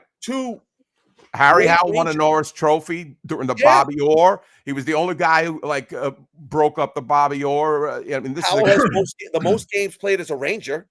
How many Ranger fans would know that? It's just the history is just lost on this fan base, and it's sad. Unless it happened in 1994. 94 is the. Well, they have a montage at the beginning of every game, and they go through each decade. Mhm. They skipped right from 79 all the way to 94. The 80s did not exist in Ranger hockey. Thomas Sandstrom and James Patrick and Walt Podubny and Kelly Kissio, none of those guys existed. John And O'Brien, that's sad none of those because guys existed. there were some fun moments in the 80s, you know. Yes. And I will tell There you, were. one of the I think who gets totally like put to the never mentioned is Barry Beck. Because Right. Barry Beck, to a lot of people, he embodied what we wanted the Rangers to be. He was physical. He didn't give a shit. He would jump the bench. He would do anything and they don't invite him to the guard. I know he's been ill lately, Right. but I think he's in very poor health. yeah. I think he's back in the hospital. Oh, really? Terrible. Oh, that sucks. Because he really, like a lot of guys my age, that was their guy. He was the captain. He was the guy that, he had it all. He could play defense. He could score. And then, of course, he got leveled by Pat Flatley. Yeah. And then went on to the Kings. And then we wound up getting Pat Flatley. How do you do that? A guy who takes out your captain, takes out one of the most beloved Rangers, then you acquire him. Right there. Did Barry Beck go to the Kings or did he just retire? I think he played for the Kings. He did, huh? Yeah. I thought He wore a retired. helmet with the Kings. That's what was Really? weird. I don't remember that. Yeah. 'Cause that's when I towards the tail end of his career is when I started following. So I don't I think remember. even Brad Park played with Detroit, I think, at the end of his career, too. Yeah, Brad Park. Yeah, I think so. Yeah, you're right. Yeah. He did. And he was still good. Yeah. But nobody, Well, that was also Espo. I mean, I remember as a kid every day, like you and I joked about in the chat room about Pat Price. yeah. The thing, Pat Price played 12 games for the Rangers. Yes. I thought he played the whole season. Yeah. And he only played 12 games. He had Right. 49 penalty minutes. I mean, Did you see? He had 322 Yes, minutes I one year. saw That is sick. he That played, is he sick. played a long time. He played like 15 years, that guy. Yes. I remember him. I don't know why I remember him so vividly. I believe he was number 6, by the way, because number 6 is usually the bad Ranger defenseman I number. thought Kurt Giles was 6. He was 6. Yeah. I mean, Bruce Driver was 6. Glenn Sather was 6. oh God. Bruce Bell, I think, was 6. Bruce Bell might have been Orchava, I six. think, was 6. Yep, he was. Joe Sorella was 6. Joe Sorella was 6. Mozzarella. Yeah. Wade Redden, Mutz- mentioned him. He was 6. 6 is usually a bad. Yeah. Range of Right, number. well, Doug Lister wore 6, so I like. Yeah, Doug I Lister. like Doug Lister. He looked I like like Doug Lister. Seinfeld. He was a nice depth guy. But the other guy that kind of gets lost in Ranger lore, and again, because he played him during those 80s, is James Patrick. I mean, you go back and you look at his numbers, and at one point, and I think I've said this on your show, he was 12th all time in points. I think like Zibanejad and Kreider and Panarin, those guys all passed him, but he was 12th all time in points at one point. And he also he said this on your show when you had him on. He remembers when he hit LaFontaine in the playoffs. I think it was the playoffs, right? When he hit LaFontaine and he took him out. Yeah, I think so. He Yeah. said that he said this on your show, and I remember him, and I couldn't believe. He said he never hit a guy so perfectly. It was like going through butter. The way he hit him, it was just so like perfect. And he laid him out, and the guy is completely forgotten Yes. in Ranger history. A lot of Ranger fans did not take the James Patrick. 2 reasons: because he wasn't very physical, but he was a very good player, very good, and he didn't hit. And you know what? LaFontaine that game. Yeah, I know. But the Ranger fans, and then also because Keenan got rid of him, and the Rangers won the cup. I felt bad for him. I Yeah. did. He deserved a felt better bad for fate. him more than I felt bad for Mike Gardner. And I was a big Gardner guy, Yeah, but I felt I felt much worse for James Patrick because he played so homegrown. well for them. 10 And then years he he played. he got into some trouble down in Dallas. He was like assistant coach down there, and he had some kind of personal issue or with something. Lindy I don't know. Ruff. It Yeah, was a Lindy Ruff's domestic coach. dispute. Domestic violence. Oh, really? Yeah, he was nipping at the hooch. Oh boy, Got himself in a little bit of a spat in the there. NFL. good for Jeep. Yeah. Yeah, he was a good guy. I mean, I know guys who We had him on twice, didn't we? maybe. I Yes, only we did. did. I actually got to speak to him. You got me on to talk to him, which I was very. Oh, glad that's that I great. liked. He was one of my favorite players as a kid. Him and Sandstrom and Podubny. I mean, those are the teams I grew up watching. Right. You know, Ovdalen and Kissio and, you know, Mullen and Grodnick, those teams, you know, those are my guys. You know, that's my childhood. So to get to be on the phone with him was an absolute treat. So anyway, Boston scored. It's 3-1. 3 minutes to go. They've pulled the goalie. what's the score of the Avalanche? Still 5-3. They're getting ready to go to the third You have period. multiple TVs down there that you're watching? I have a TV here off to the side. Oh wow, He's got everything over there. it's awesome. I got a nice selection going on. I got a good setup going on. I know it looks really nice. Excuse me. What else? Oh, Colorado scored 3 goals in 4 minutes to take the lead in this game. That team, I'm going to tell you right now, that's my pick to come out of the West. Colorado. That team is deep. I don't know about their goaltending because they got a Mackenzie Blackwood in that, but they won a cup with Darcy Kemper. So with that defense and those guys up front, I don't know, man. Talk about bad goaltending for a second. How far is Alexander Georgiev falling off? I didn't think he played awful for the Sharks. I thought he made a lot of big saves in that game to keep it close. That game could have been much worse than what it was. I was calling him Forgiev. No. You know, of course I had to pounce on him regardless. But he was a guy who thought, at least in his own head, that he should deserve a lion's share of the playing time, and Colorado couldn't wait to get rid of him. Not under the thumb of Benoit Allaire anymore. Yeah, that's true. Yeah, I mean that's the guys. common denominator. There's something to it because Jonathan Quick was dead in the water. We all saw him. Oh, I didn't want him. You, Jim, Sean, everyone in the chat. We all watched him with LA and in Vegas. Vegas. He was dreadful. Done. And when they signed him, I said, what are we doing? It wound up being one of the best free agent signings of Drury's career. Right. And we got him for another year next year. Yeah. So, yes. Which I don't know what's going to say about Dylan Garand because he's going to have to go through waivers. If I like him. I like what I see. What's going to happen with him? Why don't they just trade him? Rock, is that the Gilles Gratton mask over your shoulder there? Yes, it is. Oh, nice. Wow. Yeah. I got a puck signed by him. I love Gilles Gratton. He's a lunatic, I heard, right? Yeah, it was. He signed the puck to Looney Gratuni. Or Gratuni to Looney. Yeah. Oh my God. Did you meet him? No, I think you meet him in person?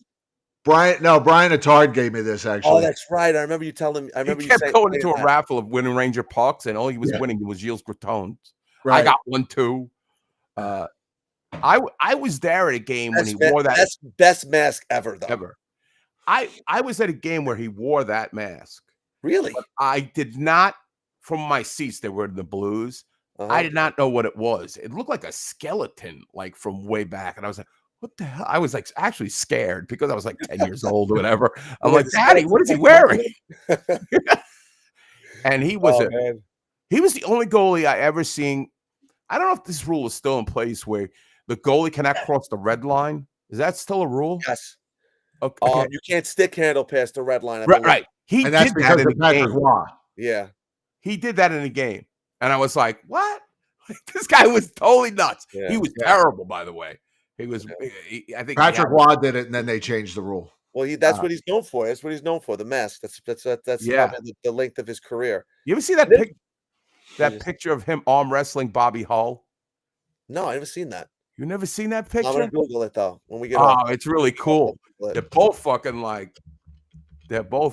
jacked too, man. They got their shirts off and shit. Ripped. It's like a gladiator film. And those guys, I don't know if they're lifting weights. I think they were just moving bales of hay up. There was no weight. There it is. Oh wow, that's some men there. That's a pretty cool picture. Yeah, that's like a scene from Over the Top. Right. Get a picture. You think they're posing, or they really? I don't know. I think they're hamming it up a little bit. I mean, but if you look at Bobby Hull, he's flexed there. Yeah. I mean, look at that bicep. I mean, he's flexed. Yeah. You think they were training at that time? They had. He was ripped. Yeah, speaking of anti-Semites. Yeah. Speaking of, you brought it around, Bobby Hull. I remember JD went off on Bobby Hull one time. I know Bobby Hull was always commenting on stuff, and he's like, "I wish Bobby Hull would stop his chirping." Chirping. I miss. You were talking about Joe. I really hope I hope this is it. I mean, he just completely brings down this entire broadcast. You're gonna see the difference when we see Sam with someone else. I think everyone's gonna be pleasantly surprised how much better the broadcast is gonna be without him. I know Sam messes up. The guy's in his 70s. He's definitely lost it. There's no, definitely lost a few steps. But see, I said last year there were a couple of games that Micheletti wasn't there, and he did the game with Dave Maloney. I said if he could do the games with Dave Maloney, he could do this another 5 years if he wanted to. How It's great so would it much be? different. Right. How great would it be to have Kenny and Dave next year? That'd be great. I want an ex-Ranger in the freaking booth. I want to hear stories. I want some guy who has a rooting interest. I don't want a St. Louis I don't want to. Blue. Why do the Rangers have a storied franchise, an original 6 franchise, have a St. Louis Blue doing color commentary for them? I agree. Well, but Rock, technically the guy before him was a St. Louis Blue too. But he played for the Rangers, though. I know, you're right. Good point. But I'd rather, like Rock says, I'd rather hear from a guy who's going to talk about the Rangers and stories about the Rangers than hear about Matt Boldy. I had dinner with his parents last night, and I don't want to hear about the other team. I just want to hear about the Rangers. I don't have to be informed. I've said this several times. I have NHL.com. I can watch any game. This isn't 1980 where I hear about Wayne Gretzky, but I've never seen him. Everything's available to me. I don't need to be educated on they work hard. This guy's a great player. Oh, they're looking for this guy's got a great wrist shot. I don't need to hear that. Tell me what's really going on. They're pandering to the novice hockey fan, and that's what there is. Maybe the novice hockey fan doesn't know who Matt Boldy is, but if you're a hockey guy, you're gonna know who these guys are. You're gonna know who Rossi is, or some of these guys on the team, other than Connor Bedard or the high-end rookies. You're going to know a lot of these young players. I don't think they give the fan enough credit. No, they don't. They don't. They think the fan is just, wanders by the TV and, the Rangers are on tonight. Let me hear about the other team. I want to be educated. No, we're watching, especially you're watching this team. Right. If you're watching the game, you know your hockey. You're deeply involved. Because if you're a casual fan, you're fucking like, I'm out of here. I'm going to another sport. Watch NASCAR, watch fucking college basketball, whatever you fucking do. Yeah. But, we know. Casual fan has switched to the Yankees at this point. Yeah. I want to hear about the Rangers. I want them to say, well, locker room is a little bit down or some kind of inside scoop. Didn't JD have an inkling that the Messier trade was going down? Didn't he talk about that? I think he did mention something about that. He had trade rumors. He had insight. He had stuff like he was an insider. Stuff. And not only that, but if you look at all the footage they showed of the two of them, in the last couple of weeks, how much fun they were having together. I mean, the broadcast was fun. They were having a good time. Now you get these forced fucking jokes from, and they just sit there. I mean, Sam and JT. It was like they were having fun watching the game together, and we just got to listen in. You know what I mean? Yeah. And JD converted Sam into being a fan of the physical and the fighting, because Sam was like anti. Why do they have to do this? Will JD it ever talked stop? about that too? Yeah, when they interviewed him. JD told him, well, you need to have that physical credit card. You need that component. This is why they do this stuff in the game, and explained it. 6'3" Colorado. And that was good. I can't wait to see this TNT broadcast. Yeah, I want to hear about the old stories and that stuff like that. It's a reason to watch the game, because honestly, some of these games, honestly, guys, I'll be totally honest with you, I didn't watch much of any of those West Coast games. I was not, and I'm not staying. Definitely glad I didn't stay up for the Anaheim game. I watched the first period of that game. And even though I shut it off and they were up 2-1 at the end of the first period, and I said they are getting so outplayed that they're not winning this game. And then when I got up the next morning and saw how they lost, and I put the Gotham Sports app has the Rangers in 15 where they condense it down to like 15 minutes, and I watched that and I'm like, Jesus, Like, no, I don't stay up for those games anymore. Even when they were, I mean, it's hard enough when they're good. Oh, Even yeah. when they're If good, it's hard. If you That's a get late right night, into the you next know? day, it's We're not talking the- 1:00 in the morning. You Right. know, if it's 10:30 start, 12:30, 1:00 in the morning, especially if it goes to overtime, which lately that's all they've been doing is going to overtime. after most of the season not. I've been watching. Now, certain guys are getting hot. Like Adam Fox is a guy who I remember at one point he had like 1 goal. Now he's got 8 or 9 goals. He's been getting better. What do you guys think? He's still not where he needs to be. Well, They what do need you a think lot about more out of him. what do you think of that? $500 million, they need a lot more out of him. He's putting up points, but last night's another. I didn't notice him on the ice at all again in that game. I didn't. I mean, you guys watched at home. Maybe you got to see a different perspective of it. I didn't see anything out of him last night. He's not dynamic. He was dynamic in his first couple of Well, seasons. yes, he was definitely. I don't know if it's a knee injury. And we've seen guys who get their knee get messed up and they're not the same. Peter Pruka, Jamie Lundmark, the late Thomas Klocek. Those guys all had knee injuries and were never the same player. Now, they're not at the level of Adam Fox, which, to be fair, but Fox is, even with one knee, he's still putting up 70 points. But he's just not dynamic. Yeah, he certainly has fallen off, but I don't buy also into that thing that the certain anonymous NHLers say we love to play against Adam Fox in the playoffs, and I keep saying, well, then why come you don't win the series? Because the Rangers keep going to the semifinals every year. Well, did so I don't. I think he lies somewhere in the middle. Right. At one point, Carson Soucy's not the answer. And I heard you say it earlier, Jim. When that trade went down, I went like this. And you were absolutely 100% right because I said the same thing. I texted the same thing to Sean. This team needed to get a guy with term. They didn't care if he was good. They didn't care if he could play. We need a guy with term. We need a guy with term. We need a guy with term. Well, we'll at least get somebody good. This guy can't play. He's awful. He's slow. He was scratched for how many games? And again, they're trying to justify this. Another trade they're trying to justify. 7-3 Colorado. And I'm watching him on the ice, and I'm like, he is terrible. He's awful. And this is another guy you're going to have going into next season? And if you're pairing him with Fox, you think this guy's going to play big minutes? Good luck. No. They need 2 left-handed shot defense. So they need to get rid of Keandre Miller, and they need to get rid of this guy. And they need 2. They don't need 1. They need 2. And they need a guy that's going to eat big minutes. Not this guy. This guy could play 13 minutes a night. That's about it. Elvis has left the building for Columbus. He's got lit up today. He's given up all 7 goals. Who's that? Elvis Merzlikins. Tarasov's coming in the game for them. I think Braden Schneider should just play on his offside next year and play with Fox. I don't understand what they're doing with him either. I mean, you're bringing in all these guys. Is this guy ever going to move up the lineup? Yeah, I don't understand that either. And I understand, like, listen, I'm not as upset about the Will Borg. I get where everyone's coming from. I think in 2 years, when Borgen's your third pairing defenseman and the cap's at $120 million, $4 million is going to be nothing to this team. So the cap, but I get where you're coming from. It's definitely a knee-jerk justification. I don't disagree with that. Right. But he could be Nico Mikkola, who everyone loved when, Yeah, he was great. Everyone loved him. Florida brought him in at a cheap contract. That worked out wonderful for them. He could be that guy in 2 years. The third pairing guy that's making $4 million that just plays defense.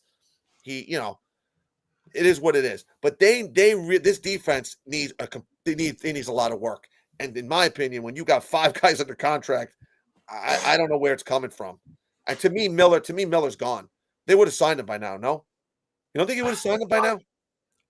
I would think, but I don't know. I don't get the fascination with him. I don't get it. I don't either. I don't get it. I would have traded him 2 years ago. I've never liked his game, and it seemed to have taken me about 2 years to get everybody over to my side. Now most people are on my side. I don't see why he's getting the minutes. I don't see it. Turnover after turnover, and giveaways. Like, have an awareness where you are. Yeah, he doesn't have it up here. And he scored a goal last night. He looked miserable. He looked absolutely Well, miserable. you heard the whole thing about he early in the season he was tuning out the noise. Oh, I wish I could get tune the him fuck out. out. To me, that is a red flag. I want him gone. Right. Exactly. We can't have guys that don't have it up here. You can't be a head case and play here. Sabinajad wants to stay here, but if he doesn't have the cojones to sack up when you're being criticized, then you're just not the place for you to play. You know, go to Utah. You know, go to Carolina where everyone seems to go there and resurrect their career. Go Right. down south to Florida where you have one beat writer following you around. There's no pressure. Go to Nashville, you know, where there's nobody cares about hockey. You know, you can't play here, even though baseball, football, basketball all become first.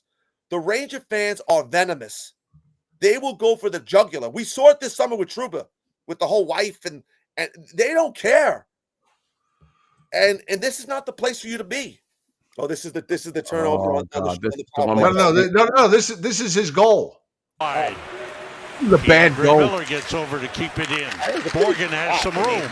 That was a pass off Look the where he stick. scores from. Miller. Well, look Keandre where it Miller went. scores. It went literally right over his shoulder. Like, Yeah. Does this look like a guy does this look like a guy that just tied a game that you gotta win in a playoff race? I mean, look at this. JT Miller's actually smiling more than him. Yeah, JT's a look. There's Alex. Wait, there is Lafreniere. He's Look, smiling Lafreniere played. He's smiling because his wallet's been a little thicker in the back right now. I mean, Look at him. He Sean looks miserable. Combs looked happier when they were taking him to jail. Yeah, look, his eyes are closed. He looks miserable. Put him out of my misery. Listen, I said to Sean a couple of years ago, I would have traded Miller for Chikrin. Well, And he's like, "Oh, the injuries." And I'm I like, trade him for a Chicklet. I know. Well, you know what it is? They again, never that's my trade own the bet guy. at this point. Again, they'll never. This organization, as constituted, will not make a hockey trade when a guy is doing well.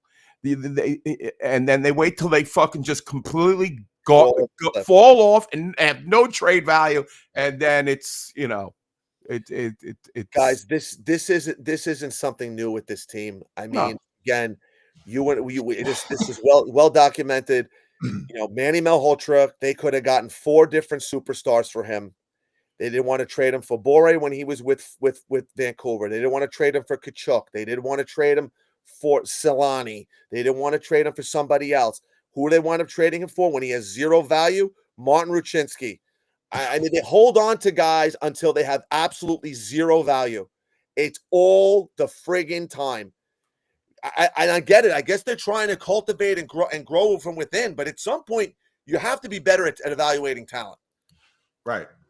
And if Brady Shook is available, guys, there is not a single guy on this team, anyone, including Shishkin, that I would not trade for that guy.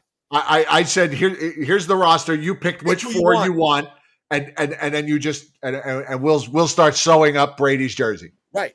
Any 4 players. I don't care. Take them. You want our next 4 first-round picks? We can't draft anyway. Take them all. I don't care about picks. Just leave us the 5th through 7th round picks because those are the only ones we do well with. 100%. And whatever we want. Yeah, and then second-round picks, another one we throw away every year too. We give those picks away for Riley Stiff, which I'm still scratching my head about. Which I knew the second they got that guy that was. You hated that guy from the second he was. I didn't know anything about him. I knew.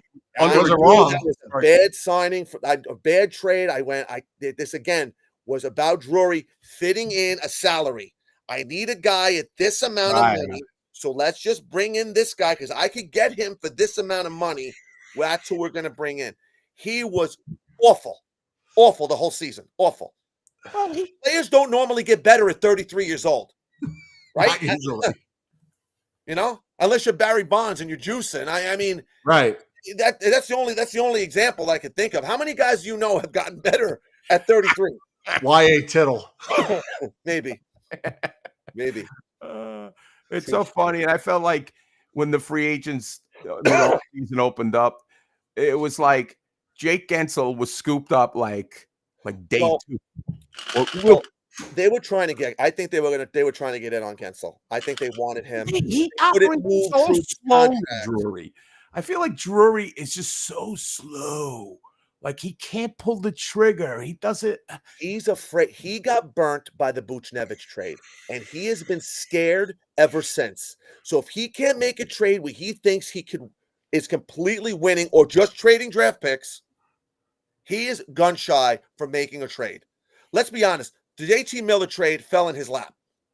Yeah, because he wanted out, and JT Miller, whose career's probably over, like you guys said, a first-round pick, and Mancini, who was a late-round pick, which if he makes it, we're good with it. He wasn't a first-rounder, so you could kind of wrap your head around, Meanwhile, like a guy like Marek Zidlicki wanted to play in 15 years in the league, and he was a 7th-round pick. So you never know. But unless it's a trade where he thinks he can win, he won't make it. He's scared. I said he was a scaredy cat as a captain. He looked like he was lost in half those interviews. He looked like he like someone shot his puppy in every interview, win or lose.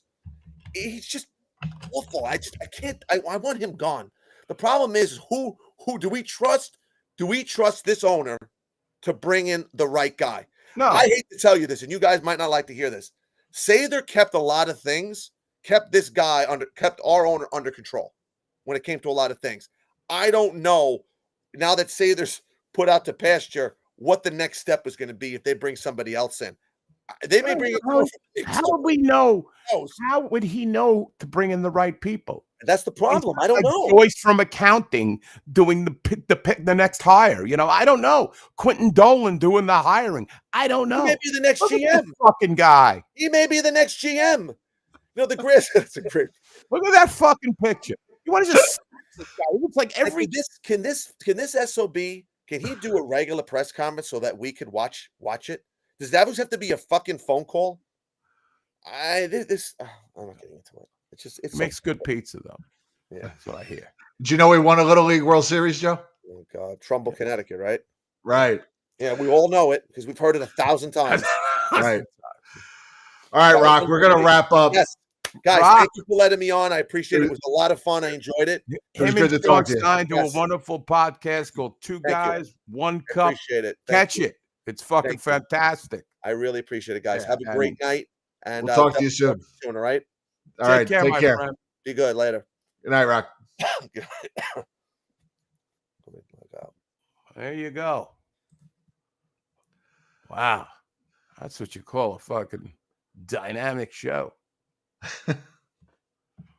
Yeah, 2 hours, commercial free. New York Rangers talk. Really, where are you going to see that? Burning the Midnight Oil at 10 p.m. Right. For us. I'm going to go right to bed after this. Nothing like talking Ranger hockey, hanging out with friends, and going to bed. Ricky Pickles trolling me over here with Messier for GM. Talk about another guy, no qualifications. What did he win that Spengler Cup, the mustard cup, the honey mustard cup, there, French's Cup, whatever he won. That bald bastard. No, I'd speak ill of Mark Messier, but I do love him. Was a true man, but do not belong in the management positions. I want your geeks. I want your numbers guys. I don't want ex-players with Ranger stank all over them. We just sat here for freaking 2 hours berating the Rangers organization and their player development, and the wonderkin Jed Oetmeyer and Tanner Glass, the wonderkins. I don't want more ex-Ranger players involved. I want experts. I mean, for Christ's sakes, they're in the heart of New York City. They can't find these fucking guys. It's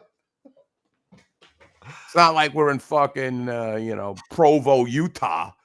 Right. We're fucking. It's New York City. Find some professionals. Put an ad on Indeed. Yes. I want wonks. That's right, Gus. Monster.com. I want wonks. Hockey wonks.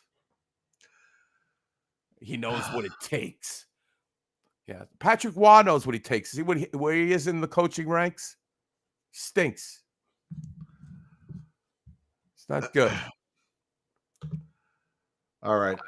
All right. So we got to go. I would love to be trolled by Ricky Pickles all night about Mark Vancier, but I've got to go to bed. I want hockey wonks. That's right.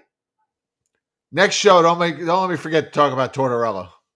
Tortsy, goodbye. Right. Tortsy, don't cry. Another team he sank.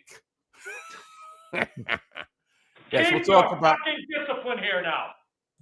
Don't shit your pants on Kessler. Don't shit your pants on him. All right. Cue the music. Good night, everybody. Thank you for watching. We love you all. I love you because you're sticking with the Rangers, feast or famine, and right now it is it's like USA for Africa type of famine going on right here in Ranger land. Well, last two games we're eating, but we're not eating well. No. So, Jim, Mediocre thanks a lot. food. Jim, thanks a lot for what you do. Couldn't do it without you. Wouldn't do it without you. Right back at you. He always tops me. He always has something nice to say. I'm just saying it's a nice thing. That's all I'm saying. I speak the truth. All right. Good night, Patty Duke. Good night. Good night, everybody. We love you. We'll see you next week. Let's go Rangers. Good night, John. Good night, Ricky Pickle. Good Let's night, make Joe this Holmes. historic march to the wild card. Good night, Devils, Cutter. Lightning, Flyers, Islanders. Get it. Good night, everybody.